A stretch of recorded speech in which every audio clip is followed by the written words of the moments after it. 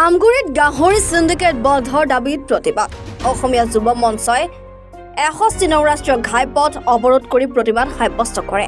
আমগুৰি নগৰৰ চাৰিআলিত সংগঠনটোৱে প্ৰতিবাদ সাব্যস্ত কৰা পৰিলক্ষিত হয়। গাহৰি সিন্ডিকেটৰ মূল কাণ্ডাৰী জনৈজ শশাংক ভূঞাৰ ওপৰত মুখ্যমন্ত্ৰী তদাৰকী কোষৰ তদন্তৰ দাবী জনায়। সংগঠনটোৱে অসম আৰু থাইলেণ্ডৰ CP গ্ৰুপৰ লগত হোৱা গাহৰি চুক্তি বাতিল কৰা, অসমত চলি থকা গাহৰি সিন্ডিকেট বন্ধ কৰা আৰু গাহৰি সিন্ডিকেটৰ মূল কাণ্ডাৰী জনৈজ শশাংক ভূঞাক গ্ৰেপ্তাৰ কৰা, নাগালেণ্ডৰ পৰা অবৈধভাৱে অসমলৈ অসাধু ব্যৱসায়ে গাহৰি সৰবৰাহ বন্ধ কৰা, গাহৰি সিন্ডিকেটৰ মূল কাণ্ডাৰী জনৈজ শশাংক ভূঞাৰ ওপৰত মুখ্যমন্ত্ৰীৰ দুৰ্নীতি নিবাৰণ শাখাৰ তদন্তৰ দাবীত আজি প্ৰতিবাদ সাব্যস্ত কৰে।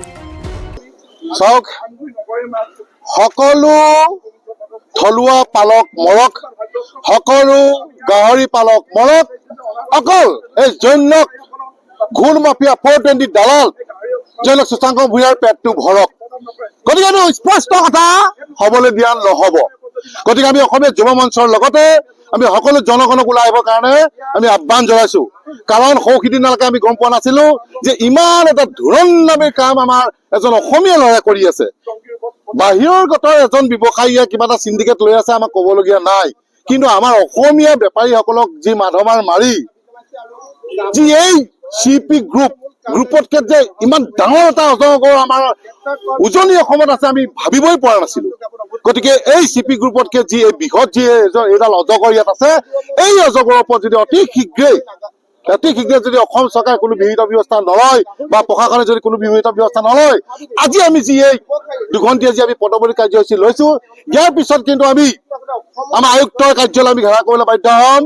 তাৰ পিছতো যদি কোনো পধ্যে এওঁলোকৰ ওপৰত বিহিত ব্যৱস্থা নলয়, কিন্তু আমি সচিবালয় আমি ঘেৰাও কাৰ্যসূচী আমি হাতত ল'বলৈ বাধ্য হ'ম। ইয়াৰ বাবে জগৰীয়া হ'ব চৰকাৰ তথা প্ৰশাসন।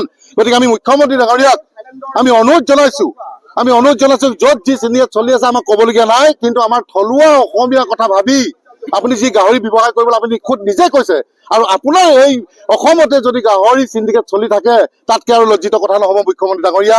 গতিকে আমি আপোনাক অনুৰোধ জনাইছো যে আপুনি অতি শীঘ্ৰে আপোনাৰ CM বিজিনেছৰ দ্বাৰা তেওঁলোকৰ আয় ব্যয় যদি সম্পূৰ্ণভাৱে উলিয়াই লয়। কাৰণ কেলৈ আমি চাওক, আমি এইটোৱে ক'ব বিচাৰিছো যে নাগালেণ্ডৰে তেওঁলোকে SOP মতে নাগালেণ্ডৰ তেওঁলোকে গাহৰিখিনি আনে। নাগালেণ্ডত গাহৰিখিনি খালী কৰি কি কৰে, ৰাতি 11 বজাৰ পৰা 3 বজাৰ ভিতৰত সেই বলে পিকআপত লোড কৰি পেলাই পুনৰ আকৌ অসমৰ মাজেৰে হালদিঙা আমগুৰিৰ মাজেৰে কি কয় চৰাইদেউ, তিনিচুকীয়া, ডিব্ৰুগড় সকলোলৈকে সেই গাহৰিখিনি মৰা গাহৰি, বেয়া গাহৰি গোটেইখিনি গাহৰিখিনি প্ৰেৰণ কৰে। গতিকে আমি আজি বেমাৰ হৈছে আমাৰ আজি শিৱসাগৰত চাব আপোনালোকে SOP দি দিয়ে যে আমুকটো বেমাৰ হ'ল গাহৰি বন্ধ, কিন্তু বাহিৰত জপা অহাখিনি সেই গাহৰিখিনি কোনো চেক নকৰে। তাত দেখিব যে 5 জপানী গাহৰি আনে। যদি এখন গাড়ী থাকে বোলে 200 পিচ আনিব লাগে, তেওঁলোকে 300 পিচ আনে। আৰু এখন গাড়ীত প্ৰায় 1 কোটি টকা ট্ৰেঞ্জেকশ্যন হয়। তেওঁলোকে কিন্তু বেংকৰ যোগেদি 30 লাখ বা 40 লাখ টকাৰে চৰকাৰক দেখুৱায়। বাকী পইচা কি কৰিছে তেওঁলোকে যে কেছ পইচা দিয়ে, গোটেইখিনি কেছ পইচা লেনদেন কৰে। গতিকে কিমান কোটি কোটি টকা তেওঁলোকে চৰকাৰে আজি ঘাটি খাইছে। গতিকে অতি শীঘ্ৰে এই ধুৰন্ধৰ জৈনক শশাংক যদি ব্যক্তিজনক যদি গ্ৰেপ্তাৰ নকৰে, আমি অসমীয়া যুৱ মঞ্চ কিন্তু হাত পাতি বহি নাথাকিম। ইয়াৰ লগতে কিন্তু সকলো জনগণকে আমাক সহযোগ কৰি একেলগে ওলাই আহিবলৈ আমি আহ্বান জনাইছো। কাৰণ কেলৈ হয়তো পালকসকলেও নাজানে যে গাহৰি পালকসকলে আজি CP গ্ৰুপৰ ওপৰত লাগি আছো, আমিও লাগি আছো। CP গ্ৰুপ যাই আহিব নালাগে, কৈছিল আমি টেষ্ট দিম, কিন্তু CP গ্ৰুপক ইয়াত আহিবলৈ নিদিওঁ সেই পালকসকলৰ স্বাৰ্থত। কিন্তু পালকসকলে গম নাপায় যে ইমান ডাঙৰ এটা অজগৰ ইয়াতে আছে, CP গ্ৰুপতকে ডাঙৰ অজগৰ এটা ইয়াত আছে, কিন্তু গম নাপায়। গতিকে অতি শীঘ্ৰে ইয়াক গ্ৰেপ্তাৰ কৰিব লাগে, কিন্তু আমি অসমীয়া জনতা হাত পাতি বহি থাকিম। ইয়াৰ বাবে জগৰীয়া চৰকাৰ তথা প্ৰশাসন।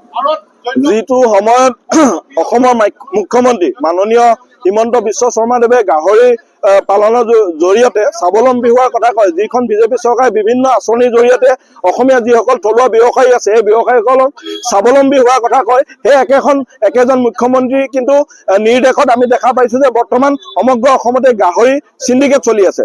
চৰকাৰে এখন SOP প্ৰস্তুত কৰিছিলে, সেই SOPখনৰ জৰিয়তে যিসমূহ বহিৰাগত গাহৰি আছে এই গাহৰিসমূহ তেখেতলোকে নাগালেণ্ডলৈ পঠিয়াব পাৰিব। কিন্তু আমি শেহতীয়াকৈ জনৈক চিণ্ডিকেটৰ যিজন মাষ্টৰ, তেখেতৰ নাম হৈছে সুশান্ত ভূঞা, এই সুশান্ত ভূঞাৰ নিৰ্দেশত নাগালেণ্ডলৈ যিসমূহ গাহৰি সৰবৰাহ কৰা হৈছে সেই গাহৰিসমূহ ৰাতিৰ ভিতৰত শিৱসাগৰ জিলা, ডিব্ৰুগড় জিলা বিভিন্ন ঠাইলৈ কিন্তু এই গাহৰিসমূহ তেখেতলোকে পঠিওৱাৰ এক ব্যৱস্থা কৰিছে।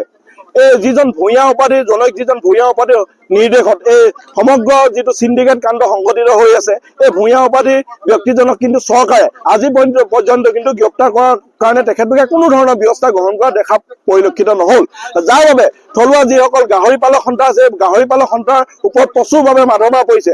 তেখেতলোকে যিহেতু গাহৰি পালনৰ জৰিয়তে পৰিয়াল পোহপাল দিয়াৰ লগতে জীৱন সংগ্ৰাম অব্যাহত ৰাখিছে, তেনে ক্ষেত্ৰত কিন্তু অসম চৰকাৰে খিলঞ্জীয়া মানুহসকলৰ ওপৰত বহিৰাগতৰ গাহৰি চিণ্ডিকেটৰ জৰিয়তে নাগালেণ্ডলৈ সৰবৰাহ কৰি অন্য ঠাইতে পঠোৱাৰ যি ব্যৱস্থা কৰিছে ই কিন্তু অতিকৈ দুৰ্ভাগ্যজনক। অসমীয়া জাতিটোৰ বাবে আৰু খিলঞ্জীয়া লোকৰ ওপৰত প্ৰচুৰভাৱে মাধমাৰ যে মাৰিছে চৰকাৰখনে এই কথা জলপটকৈ স্পষ্ট হৈ পৰিছে। গতিকে যিখন SOP চৰকাৰখনে প্ৰস্তুত কৰিছে SOPখনো আমি অসমীয়া যুৱ মঞ্চই বাতিল কৰাৰ দাবী জনাইছো আৰু অতি শীঘ্ৰে যিজন জনৈক ভূঞা উপাধিৰ যিজন মাষ্টাৰ মাইণ্ড সেই মাষ্টাৰ মাইণ্ডজনক অতি শীঘ্ৰে গ্ৰেপ্তাৰ কৰাৰ দাবী জনাইছো আৰু বিভিন্ন বিষয়ৰ ওপৰত আমি অসমীয়া যুৱ মঞ্চই জিলা উপায়ুক্তক এখন স্মাৰক পত্ৰ প্ৰদান কৰিম আৰু এই বিষয়সমূহ যদি অতি শীঘ্ৰে জিলা প্ৰশাসনে যদি কোনো ধৰণৰ ব্যৱস্থা গ্ৰহণ নকৰে অনাগত ভৱিষ্যত আমি অসমীয়া যুৱ মঞ্চই কিন্তু জিলা উপায়ুক্তৰ কাৰ্যালয় ঘেৰাও কৰিবলৈ বাধ্য হওঁ। আমগুৰিৰ পৰা ৱাকিল আহমেদৰ ৰিপৰ্ট, এনি ভাৰত 24।